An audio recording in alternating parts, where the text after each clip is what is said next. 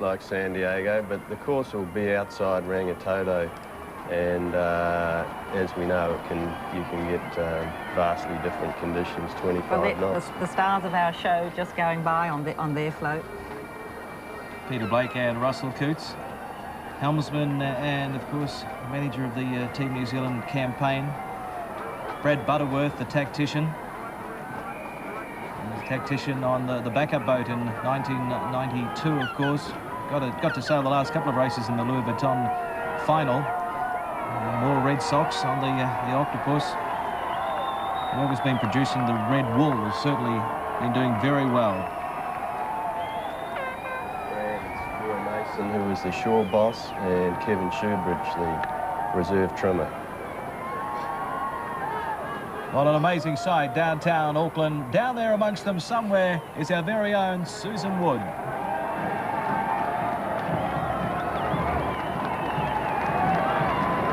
She's joining me now. She's come all the way from Gisborne in a wheelchair. That's pretty game. What do you think so far? I think it might be. Now, you may remember VE Day. How does it compare? No comparison, really. In what way? Well, there was no colour. And so this is so terribly colourful, isn't it? Well, I couldn't compare. Have you watched the races all along and been part of this? Yes, I have. I don't think I missed any.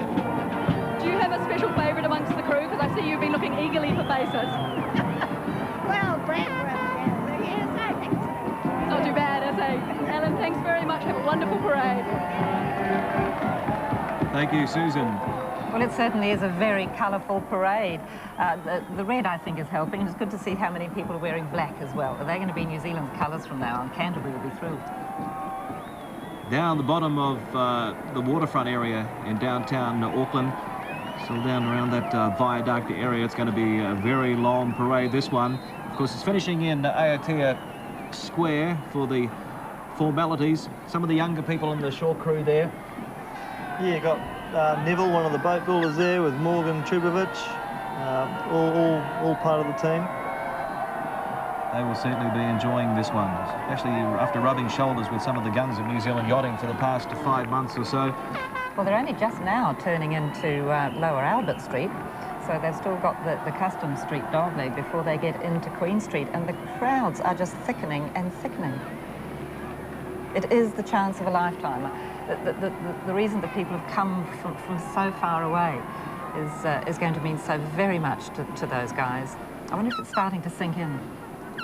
I think it may sink in just a little bit later on. More autographs being signed.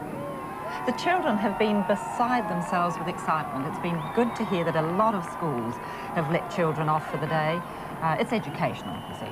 I mean, it's part of history. They'll be learning this later on in history, so of course we can go and send them along to have a look at it, which means there'll be heaps of young people there in the crowd, and for them the thrill, of course, is going to be able to cite their own particular heroes and maybe get a chance to get an autograph. If it keeps moving at that pace, there'll be plenty of time for autographs. One thing to remember is that these guys really should be suffering from jet lag after a flight from Los Angeles and the hectic week that they've had partying and then cleaning up the compound in San Diego, but there's no sign of any jet lag there at the moment. Well, you mentioned this morning that they looked a bit subdued, but I think they might have perked up a bit by now. What an extraordinary position to get yourself. A bird's eye view.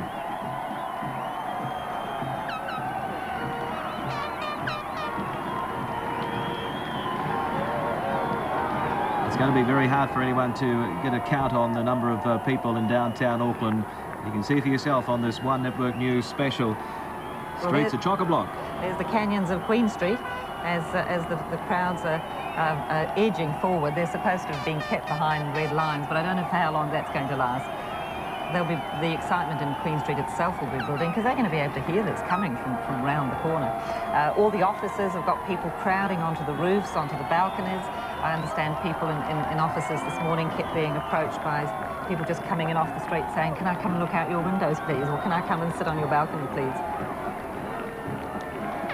I looked for a moment there that the parade was moving along quite orderly, but looking at that shot there, it looks as if the crowd can't contain themselves and they want to get in for a little piece of the action. They're having a ball there in downtown Auckland. Stay with us. We'll be back with more right after this.